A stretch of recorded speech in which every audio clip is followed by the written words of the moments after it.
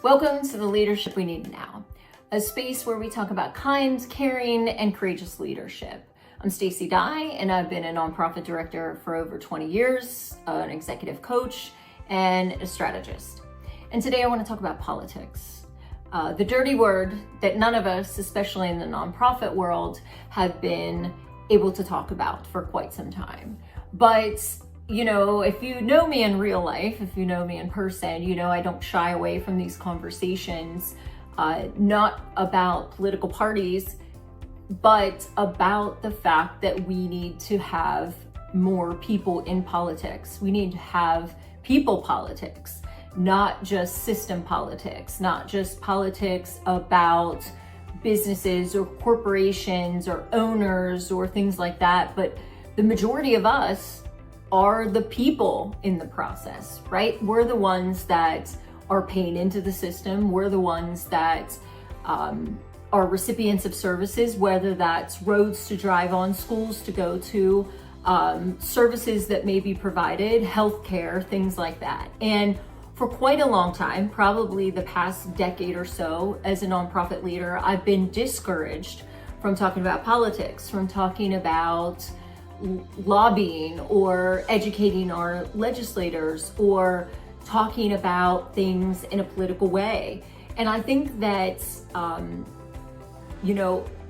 the idea that if you're not at the table, you're on the menu. And that for us in the social service arena has been very true. And a lot of these social service safety nets that all of us come to depend on, whether you're receiving them directly or you receive the benefit of those, are being affected now, and people are really unprepared about how to talk about it.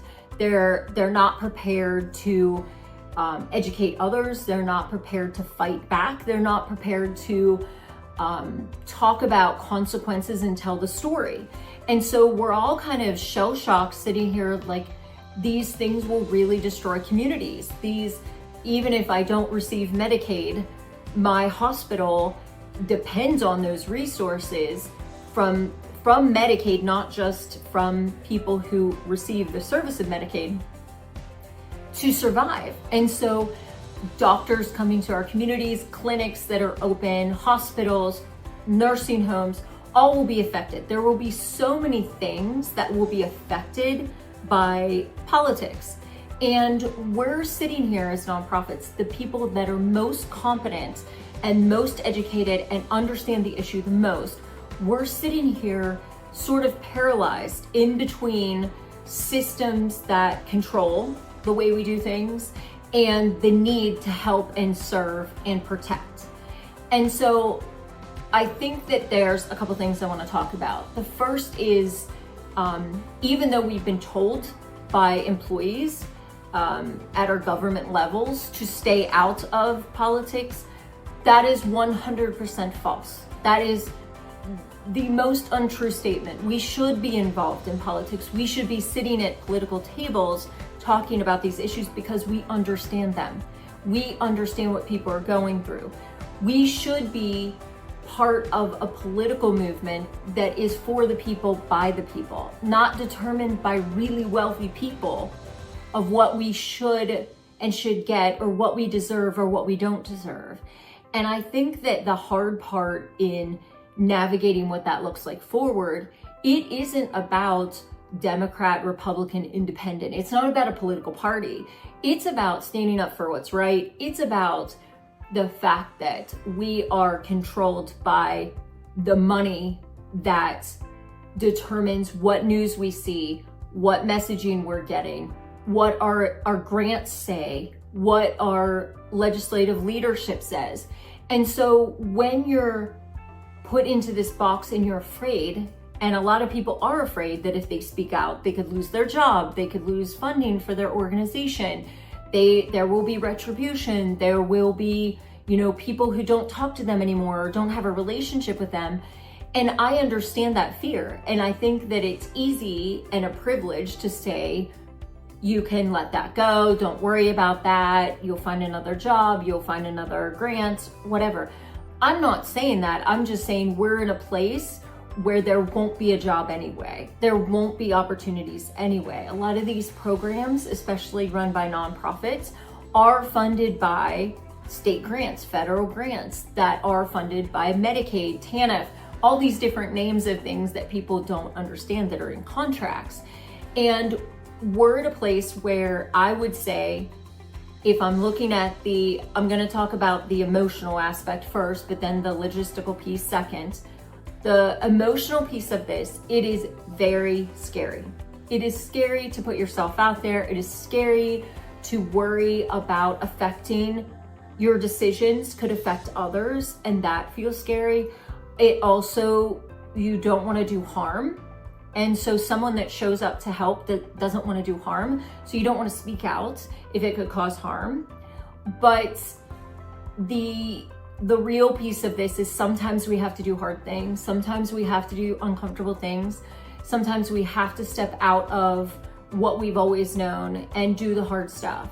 And if there's a group of people that should be running for office, that should be in political conversations, that should be sitting at decision-making tables, it's nonprofit leaders. It's people that are working for service fields, like in the field doing the work, because they do care, they do have compassion, they do have understanding that we're all one thing away. We're all one car accident, one job loss, one accident, one health scare away from being in the same place of people that we serve, whether that's losing their home, losing their vehicle, losing their job, not having food on the table. All of those things are so scary. And I think sometimes because you understand the suffering, you also know more than ever that you don't want that. And maybe you yourself are struggling. And so trying to climb out of that and step forward for others is really hard. But I think the logistical piece is it's time. It's time to read.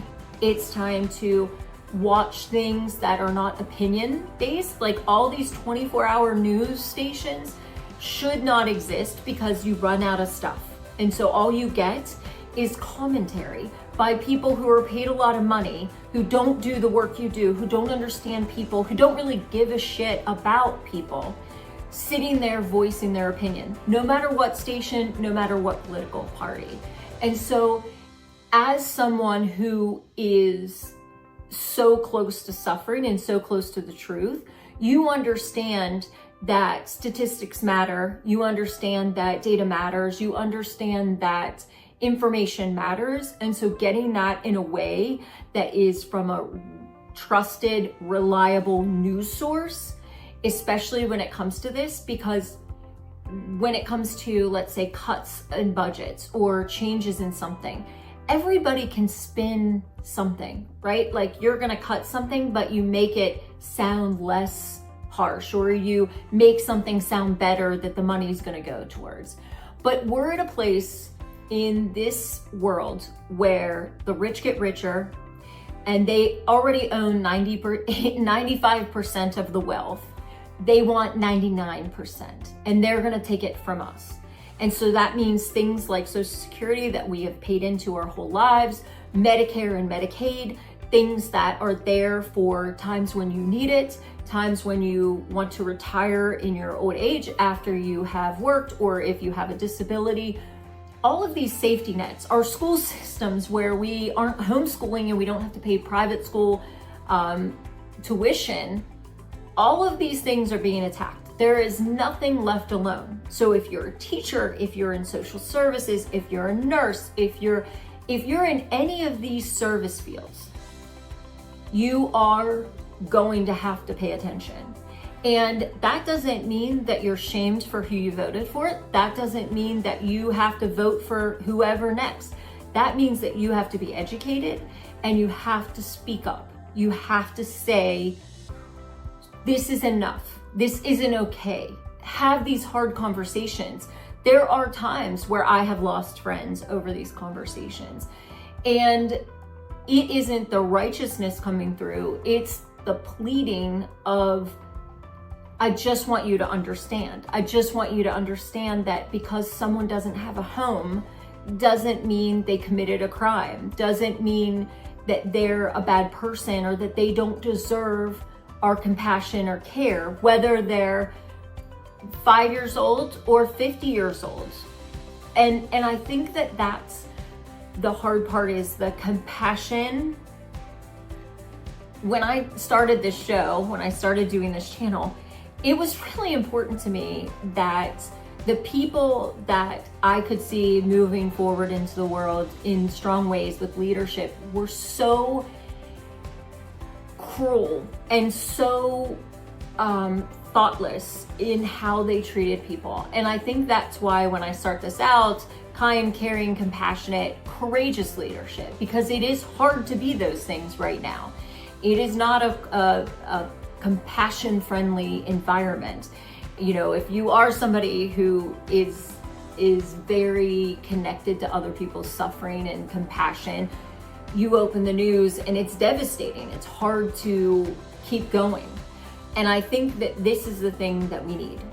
We need people like you. We need people who are smart, who are compassionate, who are caring, who care about each other. We need to build an army of people who give a shit, because there's no other way to move forward with this, or we will just be a part of a world that we all can't even imagine. And so when we're looking at this, now is the time, if you haven't already, to engage.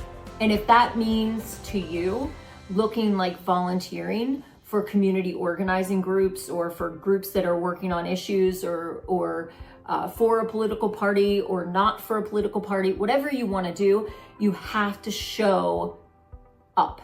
We have to show up. These are the people that need to show up. The other side showing up, right? Like the cruelty showing up. We need to figure out how to strategize.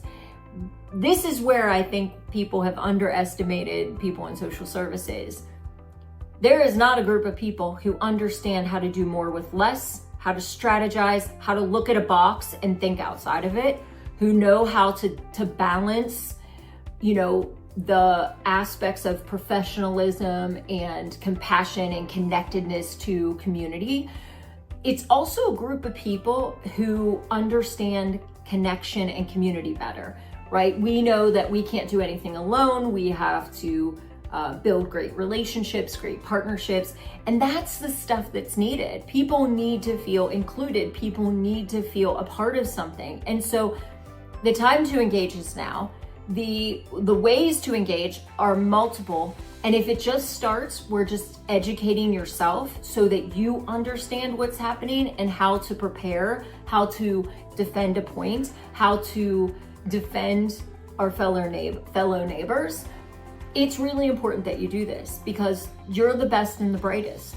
That's completely undiscovered in this world of community organizing, and completely undiscovered in the world of politics.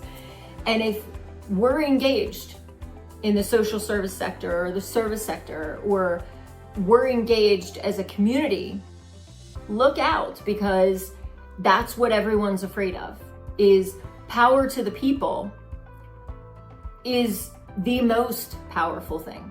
And there's way more of us than there are of them. And so this isn't about political parties. This is about right versus wrong. This is about human rights. This is about dignity, respect, our constitution, our rights, our services, things that we've paid into, even as taxpayers, and looking at that and being able to step up into the fight. And I know it's scary. I get it. I'm here talking about it. Super scary. Don't love this. But I don't see another way out. And you're needed. And I don't know. That's it. Call to action, I guess. But I appreciate you watching if you made it through this long. And please subscribe, share, and I'd love any of your questions. Certainly don't want any bullshit arguments, but would love to have a conversation if there's something I'm saying that you don't agree with, or that you think could be done a different way. So I appreciate you, and thinking and sending love out to all of you.